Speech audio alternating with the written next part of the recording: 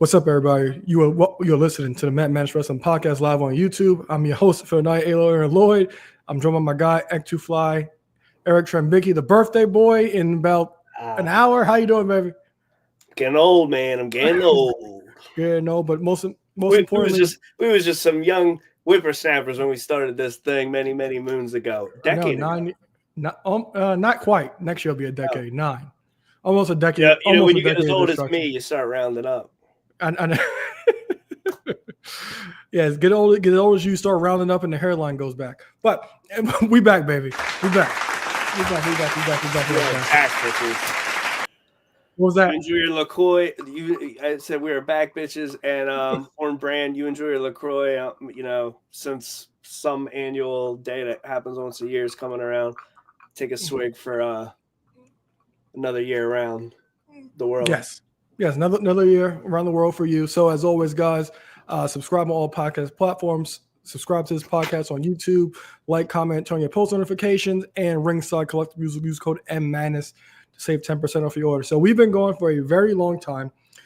We've been trying to do this for the entire month of January, but I guess we kind of made it work on our somewhat birthday. No pun intended. All puns intended, actually. Anniversary, birthday, all puns intended. So we got it together, and I've been watching a lot. I'm not sure what you've been watching, but there's one thing. But there's one thing that I've kind of been wanting to talk about. Well, before we get started, Eagles going to the Super Bowl, baby. We're in the Super Bowl. We're in the Super Bowl, baby. We're in the Super Bowl. Yes, clap it up. And also, Quinn mentioned with the worst pedigree ever. I wanted to come on here last time and say that, but oh well. Salute King. All right. So, Raw on Netflix. Raw on Netflix has been fantastic, and I'm not sure if you've dug around on the collection. So I was doing before getting on. Okay. Top 10 cage matches. Top 10 cage matches. Okay, so have you watched any of the other top 10 lists? Top 10 world title matches, top 10 intercontinental title matches. I've seen most of top 10 tag matches. I don't think I watched number 1. Okay, so so we're gonna boo this list. Except the world. We're gonna boo all this list. We're gonna boo this list. All these lists are terrible. These lists suck. They're all right. I don't know about the tag, but I thought the tag one. That's the worst one. Is it? That's the worst one. There's some good ones in there. I thought of you because D'Lo had a match filled in. He did, but I was like the gall of this list. Who made this list? I couldn't believe it. I was so aggravated by this. I thought IC was off. The world title was good. My one main takeaway about the world title, because I think it was number 10, was night after King of the Ring 98, yes. Austin beating Kane for the world title. That's like, I feel like any jaded fan,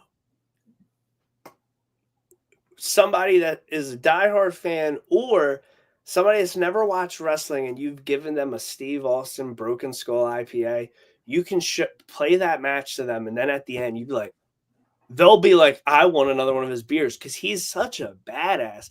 Like, they call him the toughest SOB, but the guy beats Kane, who's this realistic monster, then beats up his older brother, and then leaving having beers. Like, the size difference and what he was doing to these two guys on a weekly basis, I almost forget how dominant he was.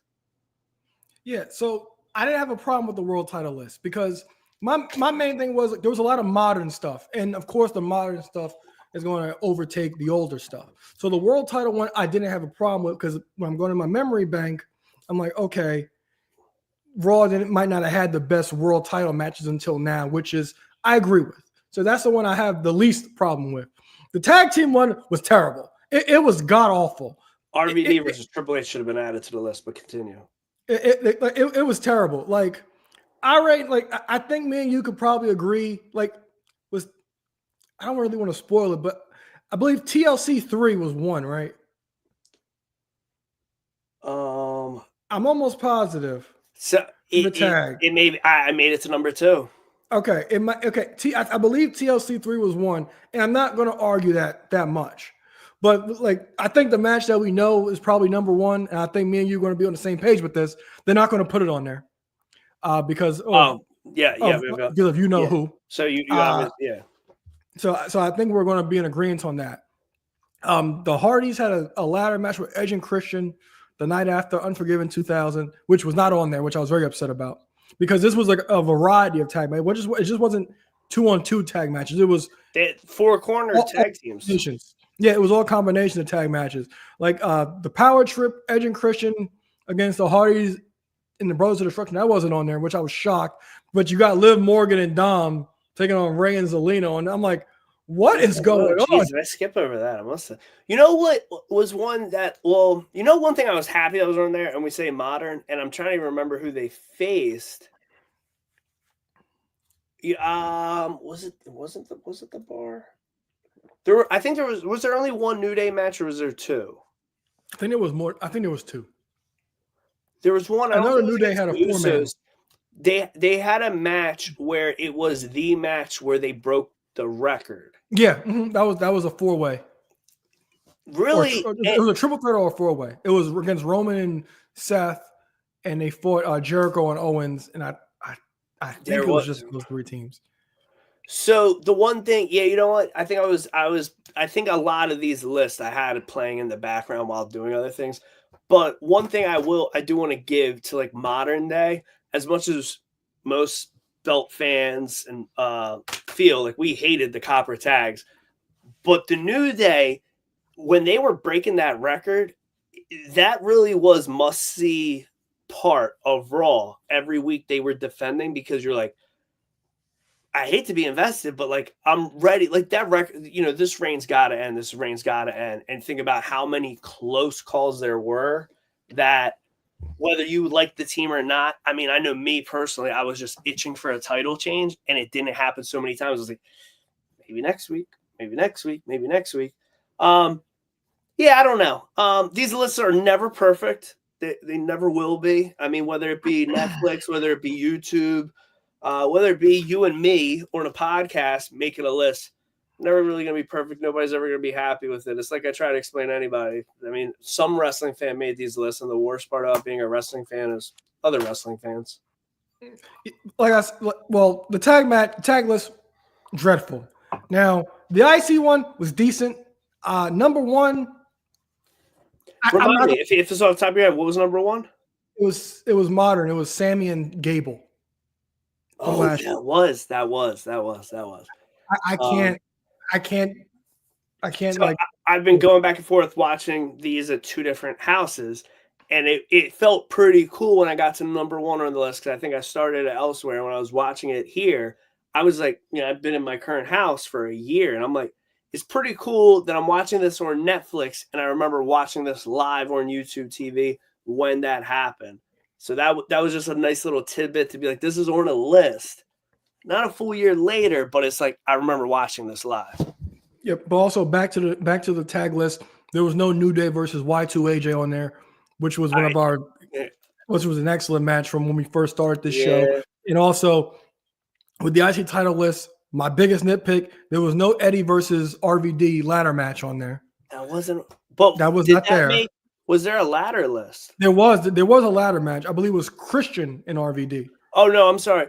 But so there wasn't a list of like 10 best ladder matches. I don't remember that. That wasn't on there? That wasn't on there. I made a point to look. Throw the whole fucking list out then. Yeah, and now this is what's going to throw me. I love this person, but I'm going to throw. This is what throws the list in the trash for me. Quick pause. Just because he's your guy. Christian was on, I think, 2 or 3 matches on that list.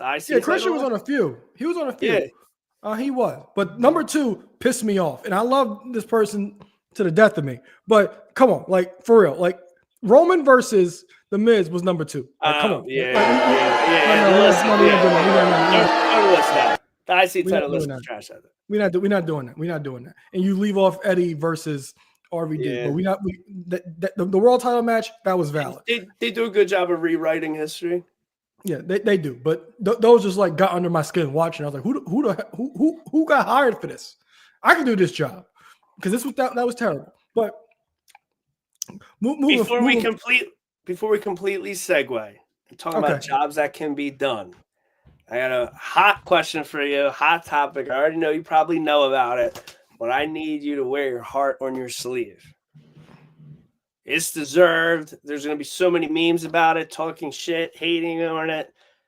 He's already inducted in 2020, 2019. Yeah, 2019, 19. Triple H went into the Hall of Fame as part of D-Generation X, and what seemed genuine and heartfelt as a company press conference.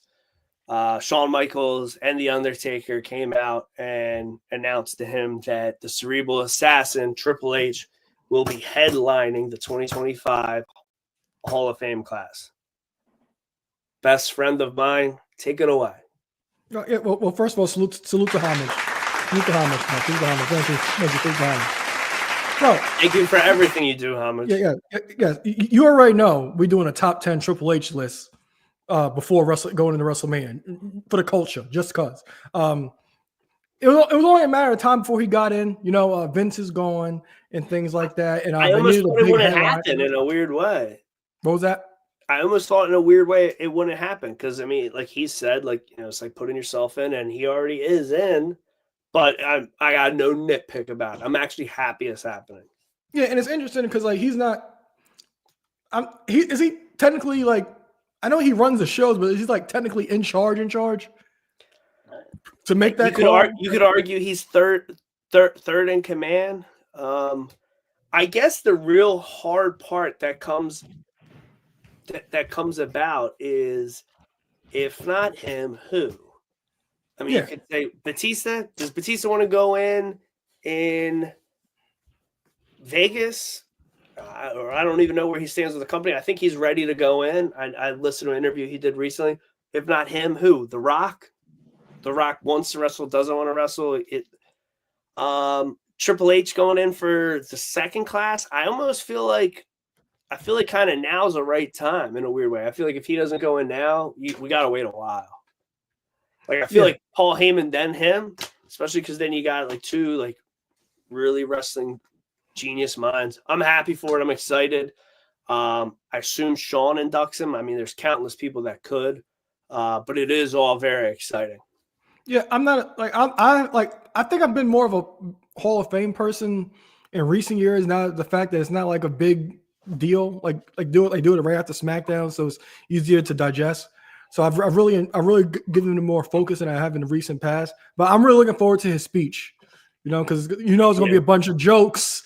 You already know, like you said, Shawn's going to be there, and Big Kev's going to be there, and Waltman and stuff like that. So it's going to be a lot of fun. I'm like you said, I'm sure Shawn's going to induct him.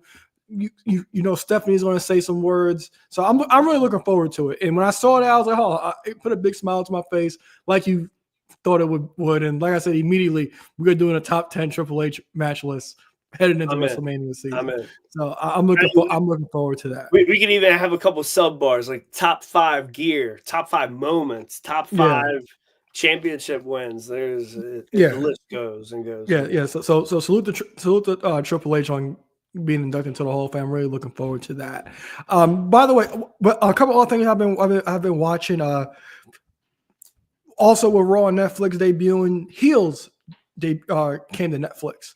And I have not got to watch it yet. I feel like that got before the new year. So I remember when Heels first came on, I watched maybe the first episode, and then I fell off for the most part. But then it got on Netflix. I had some free time, so I watched the first 4 episodes of the first season. I'm really enjoying. CM Punk. He's an excellent actor.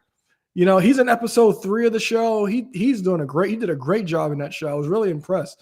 So we're gonna talk about him a good bit this episode. It was a lot of sexy time in this show, more than I anticipated, but it is a really good show, so I highly recommend it.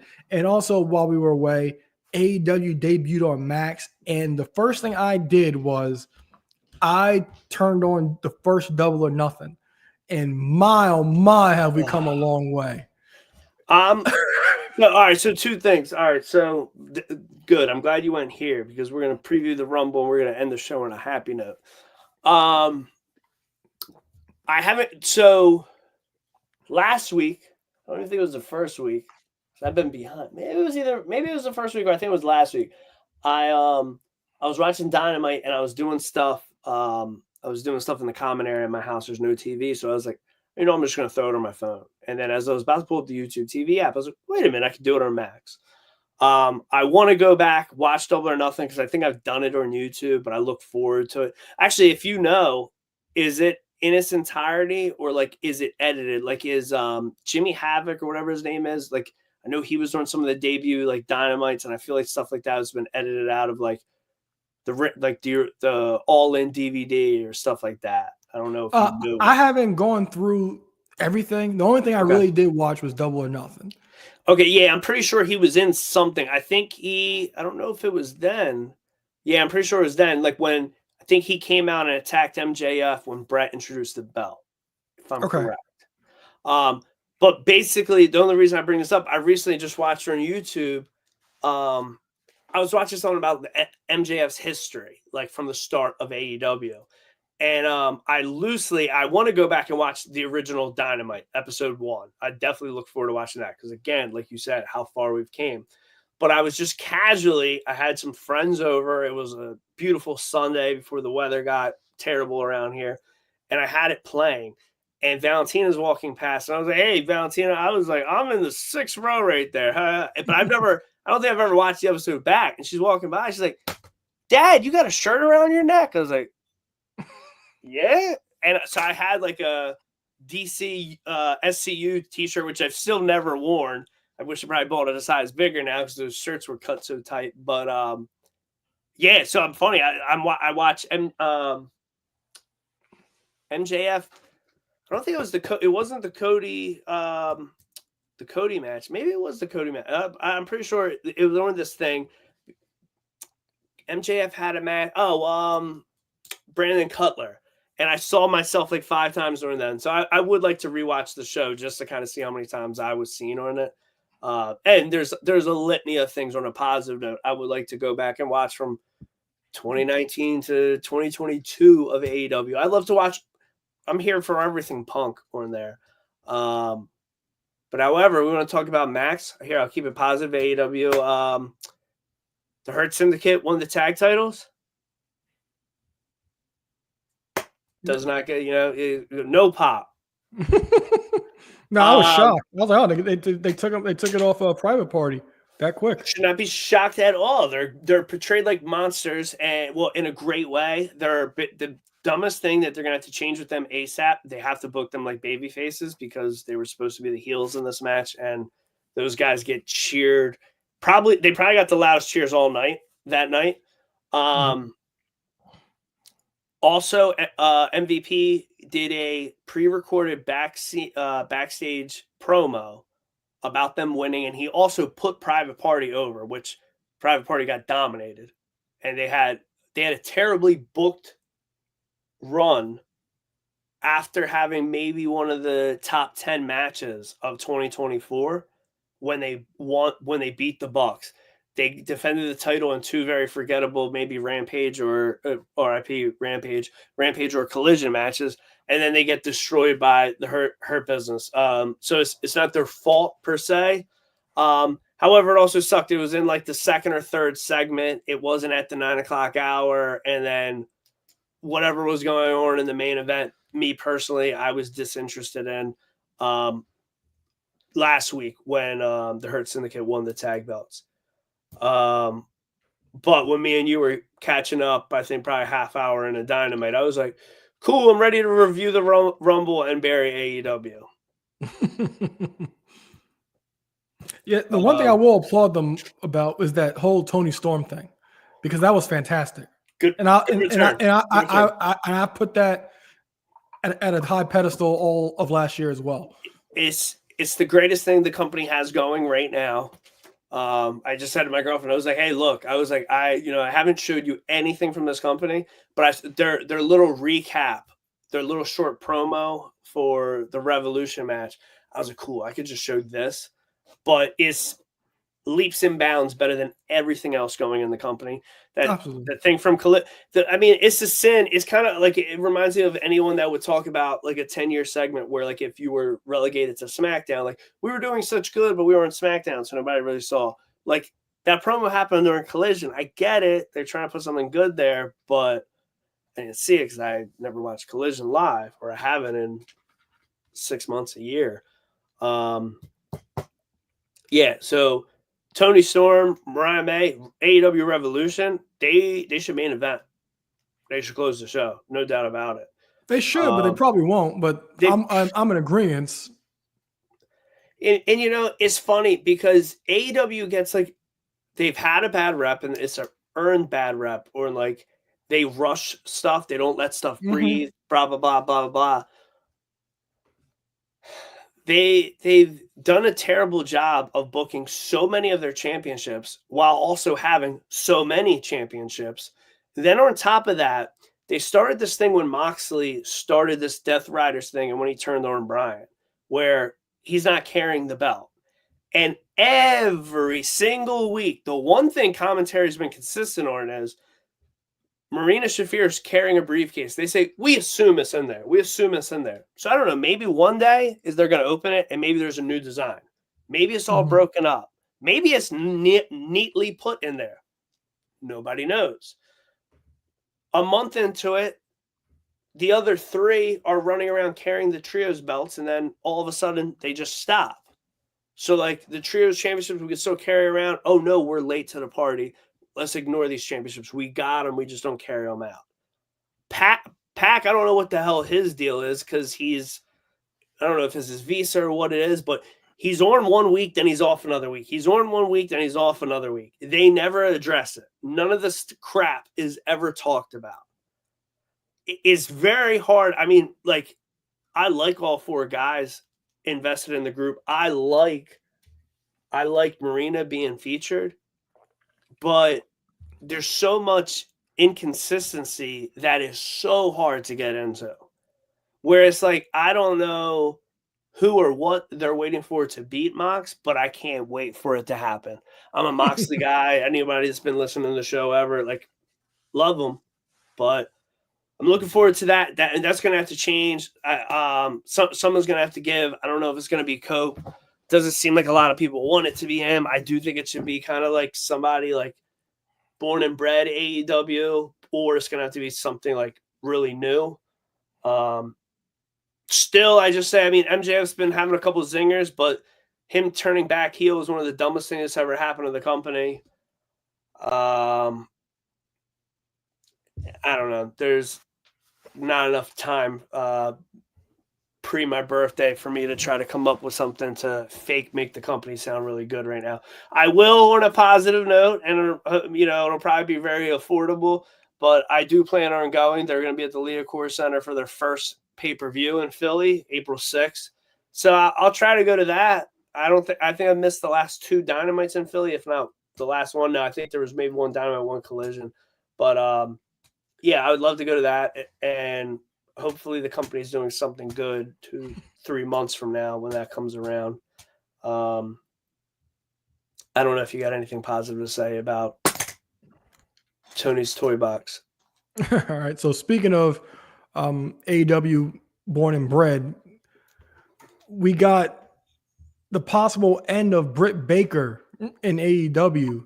So it's being widely reported that Tone is done with Britt Baker at this moment in time. We have not really seen her much since All In, where her match with Mercedes Moné. Britt Baker, she was I talked about, I watched Double or Nothing. She was brought it. She was the first woman signed to the company.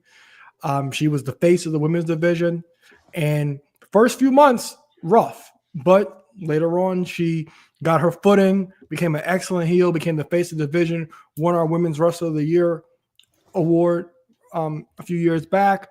So what are your thoughts on Britt Baker possibly being done with the company? One of the many death nails to the company. I'm not sure. I definitely thought the same thing. I can remember what show it was from, but I guess it was All In. Whenever she lost to Mercedes, it was like, when is she coming back? When is she coming back?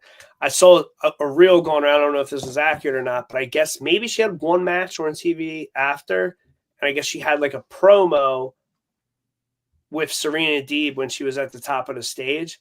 So maybe she had a quick match, maybe a little squash. She won. Serena wanted to start like a program with her.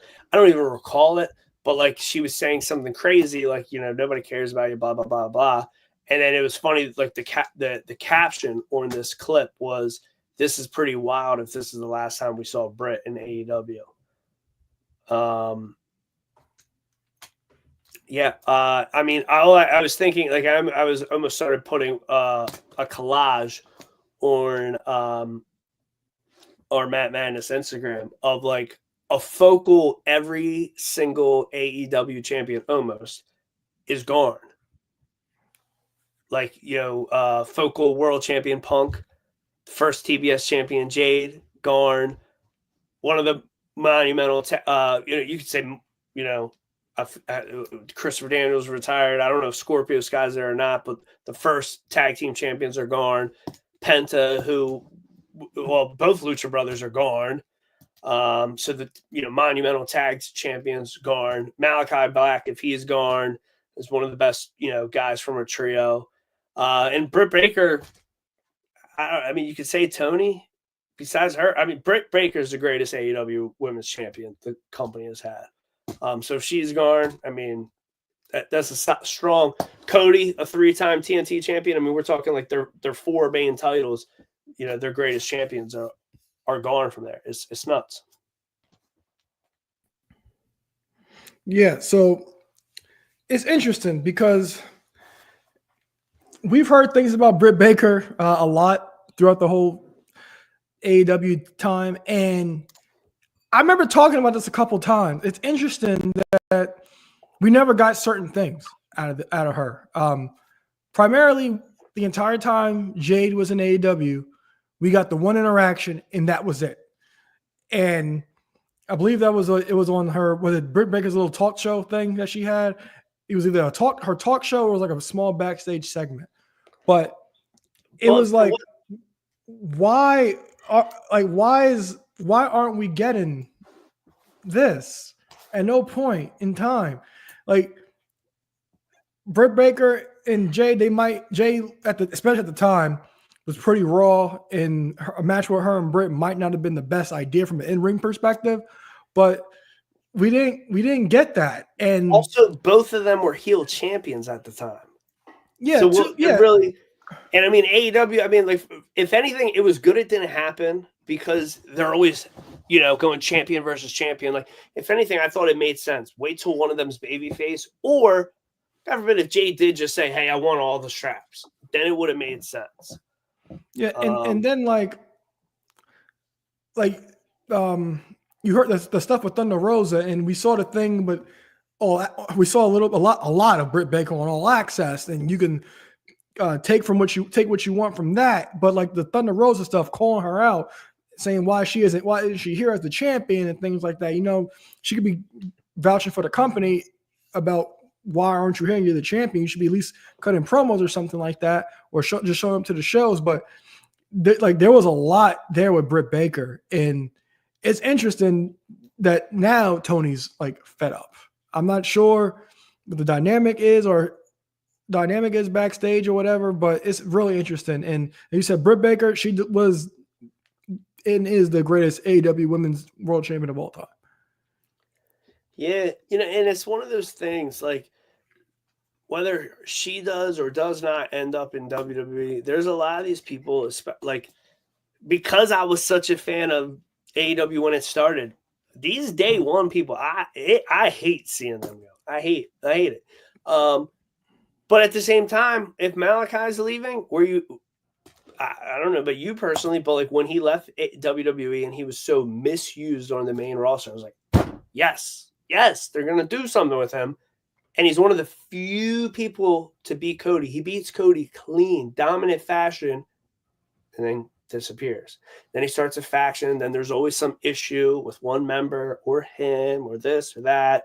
They're trios champions. They should have been doing so much more as that. And then I don't know, but these people leaving, I loved Penta's debut in Netflix. I love Penta. I loved Penta before AEW was a thing. But But him being gone, it's actually funny. I don't know about you. Like I re-looked like his career highlights because they mentioned like stuff of him in other companies. I forgot him and Ray only won the AEW tag titles once. I thought they were like one of the first two people to win them twice. They didn't ever won them twice. So I mean, he's got a run with the trio belt, one with the tag belt, and personally, because I always liked him more than Ray, I remember being bummed like when Ray won the Mid-Atlantic title. I was like, geez, I was like, come on, when are they going to do something with Penta as a singles? Or anytime Ray was hurt, I was like, let's go. And then they gave him, that death gimmick when he was Penta El Sciorto. Mm-hmm. And just so many, I don't know, so much drop ball there. Yeah, definitely. But I'm looking forward to see what happens with Britt Baker. You have to think maybe WWE might be on the radar, but it's interesting. But like you talk about those AEW day ones, I talked about when I watched Double or Nothing, and we talked about this initially when AEW first started. We were so amped about a lot of these people finally getting their opportunity. But I believe it was me. I'm not sure if anybody else was on the same boat. It was, can these guys draw? Can they project to a larger audience? And if you look at that pay-per-view and what it looked like even in 2022, the tide shifted huge. Like, Kylie Ray was there. Trash. Awesome Kong. SCU didn't hold up long.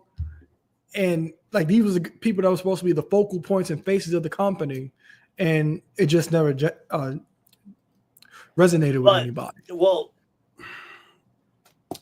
there was definitely in that earlier spots. There's, SCU was a trio, and then Christopher Daniels, he was over the fence. I mean, so then it was more of a tag team, and then it's like, what are they doing with Frankie? And then Frankie got tired of not being used. Scorpio does his own thing, blah blah blah.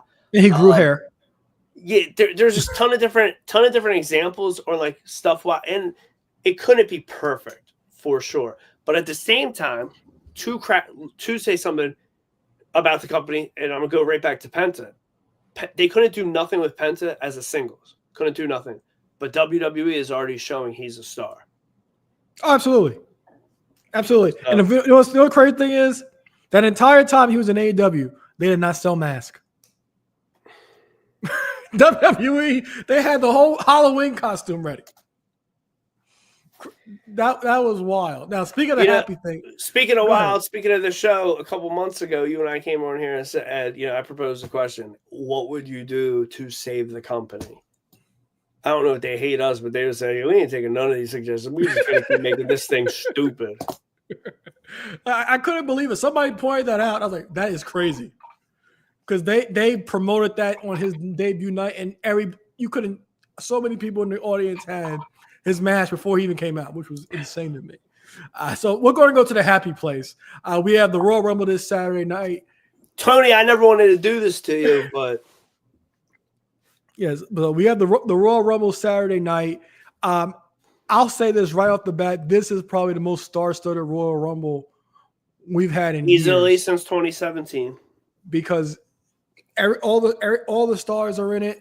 It's unpredictable. I think it is, at least. And the star power is unmatched. And I'm really looking forward to this.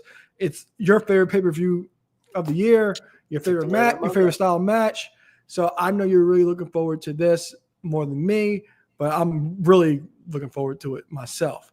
So let's start with the fun stuff. So men's Royal Rumble match. I believe there's around 15 people qualified, so there's a lot of room for a lot of surprises and a lot of people that 15 names. Prior to SmackDown, 15 names already announced. Yep. So there's a lot of interesting things that can actually happen.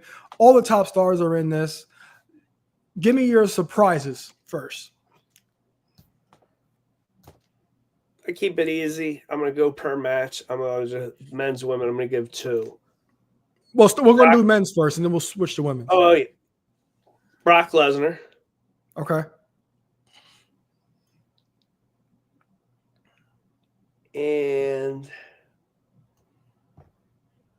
just to go for that fun spot, You know what? I lied. I'm gonna give 3. Randy Orton. I'm gonna go Randy Orton, Brock Lesnar, and Sean Waltman. Some variation. You still holding on to that Sean Waltman. So So I do think Brock may return. That'll even add to the star power of this match. So Brock, I do think Randy star Orton's power by Waltman too. I do think Randy Orton's going to make his return as well. And this is just from my heart. Maven, just for the fun of it, just to see the drop kick one more time, just because Maven's this big. Who could be Undertaker? I don't know. I have no idea. I do think we'll see like some NXT guys like Trick Williams as well, maybe even Obafemi.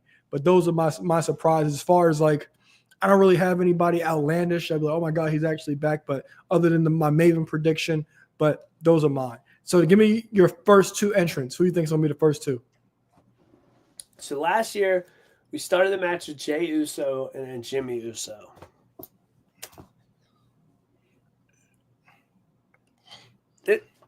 I don't see it being either one of these guys in the first 2. But what I think would be pretty fun, and we've seen it since the dawn of time, a mid-card champion being in the match. I like the idea of mid-card champion versus mid-card champion. We don't see that at Survivor Series no more. I'd like to see Braun Breaker come out and then Shinsuke Nakamura. And then they hype up that, wow, you got 2 guys that would be challenging. Potentially, if they win, they would be trying to be a double champion. Something real different. All right, so for me, I'm going to go with, I think it'll be Sami Zayn and Seth to be the first 2 because they've been having a lot of tension in the upcoming weeks. And with Seth and Sami, so they were both hyping each other up. And Seth is hyping Sami up to get himself in the Rumble and to think about himself first. So I'm looking forward to that because that might even be a potential WrestleMania match because this is also a really unpredictable WrestleMania season as well. So give me and I forgot a surprise. I think The Rock will be a surprise. Give me your final 4. I thought so, but I also hope no. I didn't say he was going to win, but give me your final 4.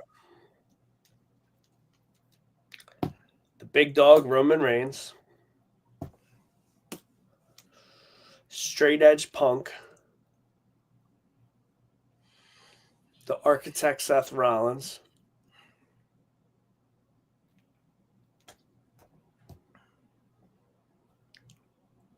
And I want to lie to myself and say Sami Zayn, but Drew McIntyre. All right, so mine, I'm gonna go with Roman, CM Punk. I do think, Roman, CM Punk, John Cena, and I do think. I'm wild. Yeah, Roman, Punk, Cena, Rollins. But I know a few months, maybe about a month ago, we did get the leak entry card, which is false. Yeah. But the hottest rumor around is that The Rock, since he is the final boss, and making him himself number 31, which I do think would be a cool take to do. And this goes back to the debut episode of Raw on Netflix because I thought the Rock, he was playing like PR one-on-one, like he's on the board, he's playing clean, like welcome to the show, being the boardroom member that he is. So and then he acknowledges Roman, gives him the Umafale, he chops it up with Cody backstage. I'm like, what is this? What is going on? We've been looking to see what The Rock's going to do since Bad Blood, and he does this. But I do think that's all PR. And I think The Rock may end up entering himself in this match. Because I can also see, like, even The Rock doesn't enter the match. He can make an appearance, and Timu bloodline interferes and gets Roman out the match. And The Rock doesn't have to get physical. The Rock can just basically be calling the shots. But it's a lot to think about because, like, you heard about the Moana reshoots. That's why he's not going to be able to be at WrestleMania. But it's just a lot that can happen because he's not even on the poster, but that can always change. So while we're on the topic, what are your thoughts on The Rock possibly being at the Rumble / entry 31? It's one of those things. I ain't gonna keep it PG. It's like one of those girls you've been trying to bang for years and years and years and years. It doesn't happen. It's like, all right, cool. A decade ago, he came in and helped Roman win the Rumble. It's like, cool. He's gonna come back. He'll come back. Well, it wasn't in the 2016, 17, 18, or 19 Rumble. In the 2020s, he hasn't been in any of these things either. So 10 plus years later, he wrestled at the 2013 Rumble. So we're talking a dozen years since he performed at a Rumble outside of just interfering to help Roman.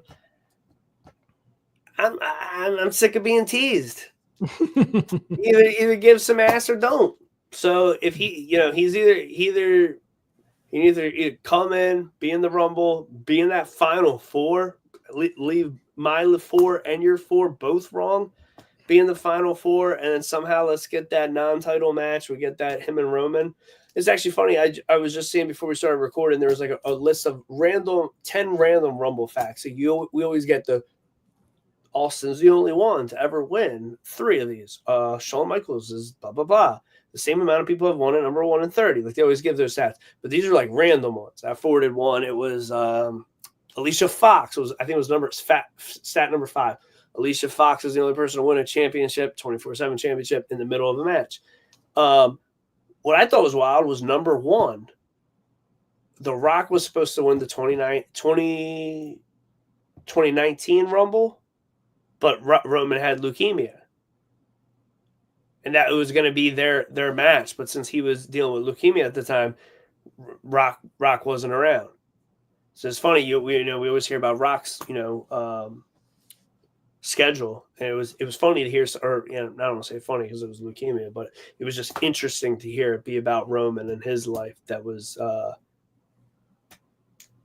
getting away from that dream match we've been dying for. I didn't see that one. That's news to me. Yeah, same here. That's news to me. But yeah, I thought we knew everything. But yeah, I'm interested to see if that number, if that bell goes off, we get a number 31. I would love to see it. It'll be a huge pop for me. But it'll be a drunk pop for me. Who do you have winning? Big match Phil. So the way I look at it, we're going to have whoever wins the Rumble will know, if not by the 3rd, we'll know, by the 17th of February who they plan on facing on 420. But Elimination Chamber on March 1st is going to tell us who's going to be facing the other champion or who else that champion is going to be. I don't see John or Punk. I guess John could maybe be the 6th person in a chamber. I just think after last year's Rumble, I think they're going to give it to Punk. Cena's already won 2 of these Rumbles, right? Or is it just 1? I believe 1. But I don't know. Punk's never won it. It's one of the few things he hasn't won. I see it going to him. More times than not, typically Rumbles are usually, I feel like they're usually won by an old timer or somebody that's won a bunch of them or has already won one. I just think, I think, who do you give it to? They don't give them to new young people anymore. I think it's going to be Punk. It's going to make the most sense. Yeah, I think it's going to be Punk as well. And a lot of things factor into that because we have the whole favor thing that Paul Heyman owes CM Punk. And like I just said about The Rock possibly being involved in a Roman Reigns elimination. And where does Roman go if he doesn't win this match? Which gives me more reason to think that Roman and Rock does happen to determine the real head of the table, because they're also during Netflix Raw, they kept talking about how The Rock was like presented with this other award. Yeah, he was the High Chief. And the High Chief is above the head of the table. So it's like who's legit the They number had one in some the like family. footage of him with a full head of hair out in Samoa. I'm like, where did this footage come from? I don't remember this being on his DVD. Yeah, so like that's something that to keep an eye on as well, because Rock doesn't really have to be around that much for that to actually happen. And also, The Rock does have a pinfall victory over Cody. And something that I did find interesting in the live last year, I'm not sure if you remember, but Cody Rhodes' bus blew up. And then during the live, when Cody and Rock were drinking whiskey, Rock point out the new bus. So that could be something to find out that maybe The Rock was behind Cody's bus getting blown up. There's a lot of things that can create story for The There's Rock also going the to thing, WrestleMania. I think, the day after the Netflix premiere, I believe it was, I guess that would have been the 7th. I forget what it was. He said something about, I'm always 20 steps ahead, and I might not be thinking of it right, but they said, I don't want to say because that's not 20 days before the Rumble, but they said, there was some significance to the number 20. But who knows? A lot going on. And like I said countless times on the show, when it's unpredictable and I can't see what's coming, that is always my favorite with the wrestling business. Absolutely. And then that interaction between Punk and Cody Raheem Rhodes, that was money. And I'm going to be in the. I just didn't like how natural and sloppy both their pools were to turn each other around. And also, don't do that. Don't do that in off-white ones, Phil. Those ain't no British Knights. But the one thing that the one thing I did enjoy about that promo though was the fact that immediately you could tell Cody needed this, because Cody's title run has been mid or lackluster, whichever word you want to use. It's been that, and most of his opponents, a lot of them had like no substance. You knew he wasn't going to lose. Like AJ Styles, this ain't 2016. He's not losing to AJ Styles. Kevin Owens, who's on another level of excellence, he's not losing to Kevin Owens. Spoiler. Solo Sikoa, you know he's not losing to Solo Sikoa. So Phil, in a minute. With Phil, it's like, okay, this might be it. This is something that we could believe that Cody can actually lose, and something that can actually create a good create good TV, create good promos, create good interaction. And I think that they showed their cards right there that it's going to be CM Punk. So I'm going to go with CM Punk as well. So before we dive into the women's Rumble and the other matches on the card, this year, 2025, is it this year that SummerSlam starts being 2 years or 2 nights? 2 days. Yes. 2 days. Yes.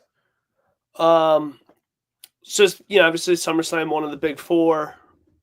Rumble, if not the next most important, it is the second most important of the big four. There's been the rumor of it being 2 nights. And one thing that originally, at some point, one thing that originally ran through my head is, okay, cool, you got 2 Rumble matches, and it was one of those things in 2018. We were there for the debut of the women's Rumble match, and it's like, all right, well, it's going to be a shorter card because you had 2-hour-long matches. So then one thing that originally run through my head, like you and I, when we attended Mania in Philly, WrestleMania 40, we both attended night 2, didn't go to night 1. It's like, do you pick which one do you go to? Do you go to night 1? You go to night 2? You go to both? And I thought to myself, it's like, okay, like it's not like you always know like what is going to be or night 1 or night 2. Like, all right, so if the Rumble is going to be 2 nights, maybe a lot of people are going to be hoping, all right, well, the men's would be like or night 2. I probably want to go to night 2. Just one thing has been running through my head and some other people that I've spoke with. Do you see a point where it would make sense, especially with the brand split, 2 world titles, 2 Rumble matches? Years ago, they've been away from it where, obviously I know it's a thing they've been doing for decades where you win the Rumble and you pick which world champion you go against. But if you remember, I know when I got back into wrestling at the time, the Money in the Bank pay-per-view had 2 Money in the Bank ladder matches. A red one, and you challenge for the Raw championship, the blue one, you challenge for the SmackDown championship. But I could see in a world where, like, we're putting over, hey, there's only 15 people announced for the Rumble. There's going to be 15 other people. But when you think of nostalgia, retired people, NXT call-ups, and the main roster for these two, I'm sure they could squeeze it between, especially the deal with TNA and NXT and Legends. They could do it for the women too. But I definitely see a world in the near future where we get 2 men's Rumble matches. I don't think so.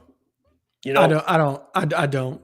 I like making the Rumble 2 nights and the men have one night, the women have another as the headlines. I can see that, but splitting them up and having essentially 4 Rumble matches, I think that's just a little overkill. Even like when they did like the Money in the Bank ladder match for each show, that was fine. That was before they added the women's Money in the Bank to it. But once they add the women's Money in the Bank, it just was strictly the men's and women's, and I think that's all you actually really need. I just wonder if, like, when they go to doing it 2 nights, and by all means, like, it's one of those things. Like, we got to go to 2 Wells Fargo Center, 2 arena shows for the Rumble. 18,000 people. They're going to have 60,000 people for the Rumble now. And it's like, are they going to try to do 2 stadium shows for the Rumble if they go to 2 nights, or is it going to make more sense to do 2 arenas? Obviously, money-wise, I'm sure it would make more sense, stadium. But that's just kind of one of the things where I don't know. I could see it, and because last year, I don't think you remind me because I can't think of it, but last year, I don't think there was any nostalgic people in the men's match. I don't recall.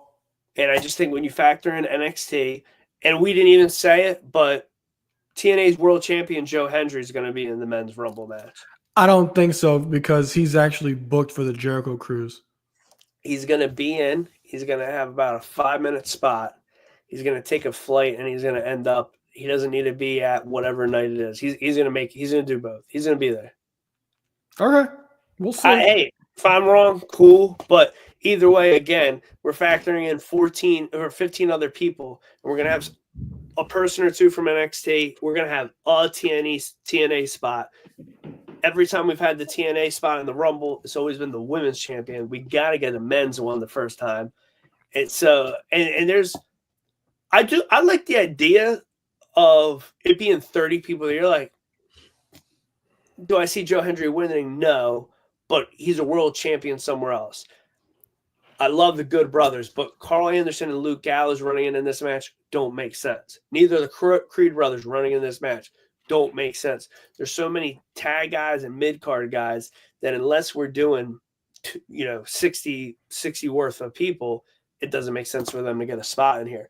And I used to always pop for that nostalgic spot. So I just feel like unless they do that switch, because they're never going to go back to that one night, 2012 or 11 when we had the 40-man Rumble. That's not good. All right. So going to the women's Royal Rumble match, I'll take this first when it comes to surprises because I think for a fact we're going to get this person, no doubt, and that's Nikki Bella. So I'm about 100% sure we are going to get her. So she returned in the crowd for Netflix Raw debut. Netflix Raw debut, and immediately they started talking about a possible return for her.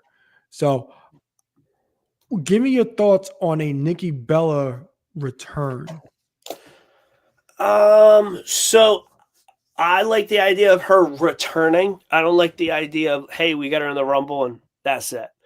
I don't know the last time she had a match that wasn't the Rumble. I feel like she's been in 3 or 4 freaking Rumbles. I'm pretty sure she was there in the 22. It was a 22 Rumble, but her last match solo was her match with Ronda at Evolution. Oh, geez. I don't even remember that was her. Okay, in 2018. Okay. So 18, yeah. November, October of 18, she had that match. Yeah, geez. Yeah, so that's a long time. I like that idea. Like, back when she was there was really one title that mattered. You could argue, hey, I never was NXT. She could go there. There's 2 mid-card championships, And somebody like Nikki Bella will make one of those championships matter. So, her going in and feuding with Chelsea or Valkyria, and putting some star power in one of those mid card championships, I think is very important. Very important. Yeah. Charlotte's going to be a return. There's a spoiler on one of my takes on that, but never mind. It's not a spoiler because it's already announced. Confirmed. But Charlotte, I also think, is one of those. I booked her in both IC and US tournaments. I did think both titles should have had somebody that met with a little more name power. Hopefully, over time, after there's several people to win those championships, we do get some of these former champions to win them. We can't just focus on the lower card.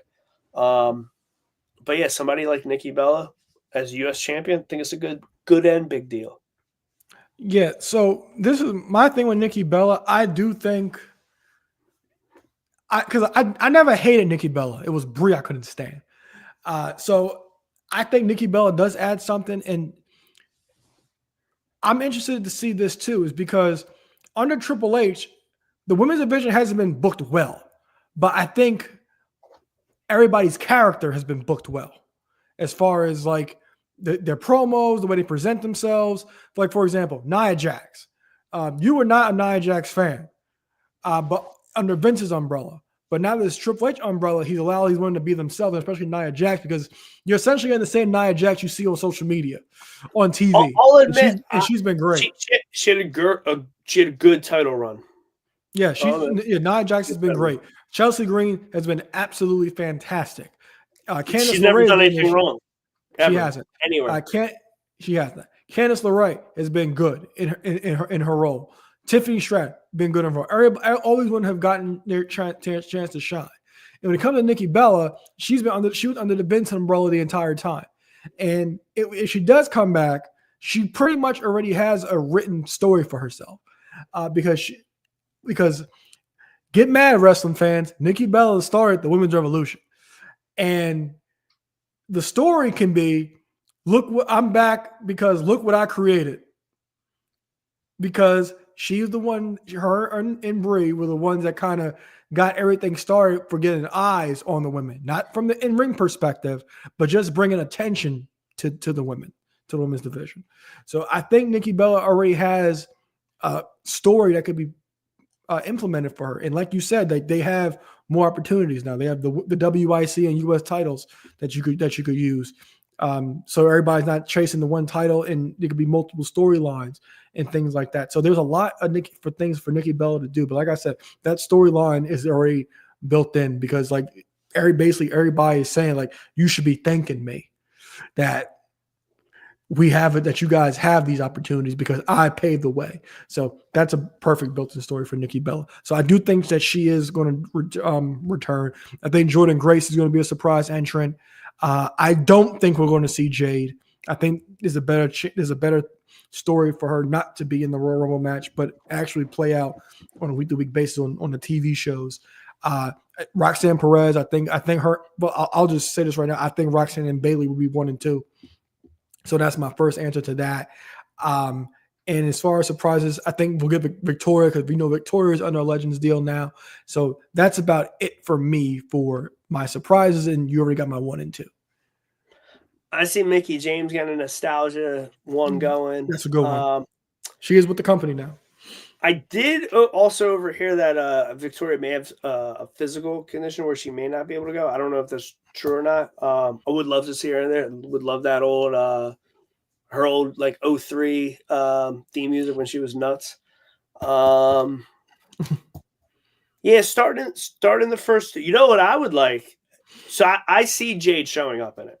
I don't like the storyline unfolding in here, but I think Naomi attacked her. I like the idea. This is my fantasy booking. Naomi comes out with the tag belt. She's in there. She's number 1. Jade's music hits, and Naomi looks like she shit her pants. Mm-hmm.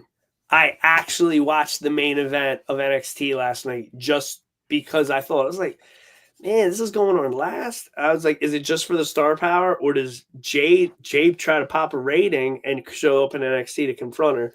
Yeah, so I don't know. I look forward to Jade returning, and I feel like she's got to be in the Rumble. This is where she debuted last year.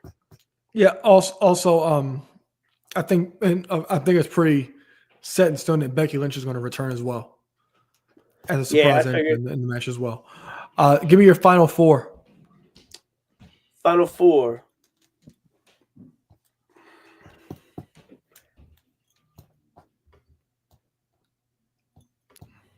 My final four. I'm trying to also come up with my winner on it. My final four. I see Bianca Belair being the first person to win 2 Rumbles. And we're going to have Bianca Belair, Charlotte, Becky Lynch, and Bayley. I'm in agreement. I think that'll be the final four. Now, who you got winning? Bianca Belair. I got Charlotte. Wouldn't be mad at that at all. She hasn't won one yet, right? She won. She did. She won in 2020. She She challenged challenged Rhea. Rhea for that. Oh yeah, Yeah. okay. Yeah. So I wouldn't be mad about that either. Yep. So that's what I have going. And we talked about it at We the get a top. rubber match, her and Rhea again. I could see that. No, I think it's Tiffany. That's the money match. That is. Well, you're not gonna go wrong either way. Like, yeah, you're not, because like Charlotte has. Well, Bianca hasn't really gotten a real feud with Rhea on the main roster, so I wouldn't be mad at that. But now that you have these secondary titles, like for example, I think Becky versus Lyra will be a match at WrestleMania for the WIC title. Now the WUS, I'm not 100% sure, but now you'll get all these you'll get you'll get probably like 3 women's matches, maybe each night at WrestleMania, possibly. But we got Cody Raheem Rose defending the WWE Championship against Kevin Owens. Both titles are hanging above the ring. Putting his Winged Eagle Championship on the line. Kevin Owens has been excellent this entire time. The shirts have been fantastic. He has points. Shirt, go. He's been fantastic. Shirt, go. And as I said, Cody hasn't had the strongest feuds, but Kevin Owens has been fantastic in this entire thing. So who you got and how it'll shake out? Kevin Owens also sets the record for being in the most World Championship matches in Royal Rumble history. And I've been unsuccessful every time, and he's going to be unsuccessful again. Wrong. I'm going with Cody Raheem Rhodes. Wrong. Wait. World title? Yeah. Actually, you know what? He did retain his Universal title in 17. Yeah. You're right. Man, I'd love to say KO wins, but it's not going to happen. I think we're all got to be surprised. I mean, I thought Cody would have dropped the title, but he's going to go a full year as champion. Yeah, he's going to WrestleMania champion. I love that we talked about Austin on the Netflix thing. I'd like to see him drop the belt and then on Friday win it back, but it's not going to happen. I'd like to see him drop it and win it back at Elimination Chamber. It's not going to happen. My man Cody retains. I love Cody, but yeah, I don't know. I just thought he'd have like 2 reigns by now. I don't know. Yeah, so Cody Raheem Rhodes is going to retain. And then a match I'm really looking forward to, and it's going to be like a really underrated match. 2 out of 3 falls, Motor City Machine Guns taking on DIY. I think DIY retains, but this match I think it'll be going to be really good because it's going to get DIY all the time in here. One hilarious thing, I forget who they were facing. It was either the Garzas or Pretty Deadly, but they had a match, and somebody that knows nothing about wrestling was like, man, who are these guys? Are they new? Like, they don't seem like they know what they're doing at all. I'm like, well, it's hilarious. They've been doing it for like 20 years, but they just got WWE. I just thought it was hilarious because it was like the most like honest, like, I just don't know what they are, and they just don't look like, they don't seem like they're Cody and Punk in the ring. That I thought that was great. That's funny. All right, so you got anything else for me, buddy? Man, Rumble season's here. Mania season. We're on the road. Look forward to it. hopefully we're back within the year to recap the show. Yeah, we'll be back next week for sure. That's on my bucket list to be back here next week, talk about it, because even previewing the possibilities got me excited, and I'm looking forward to actually talking about what actually ends up happening. So, as always, subscribe, turn on post notifications. Ringside Collectibles code MMAS, save 10% off your order, and wish Ek a happy birthday because it is now past midnight. So that's it for the show, guys. For Aloy and Loy, for X2 Fly, Eric Trambicki, we will see you guys soon. I'm as old as my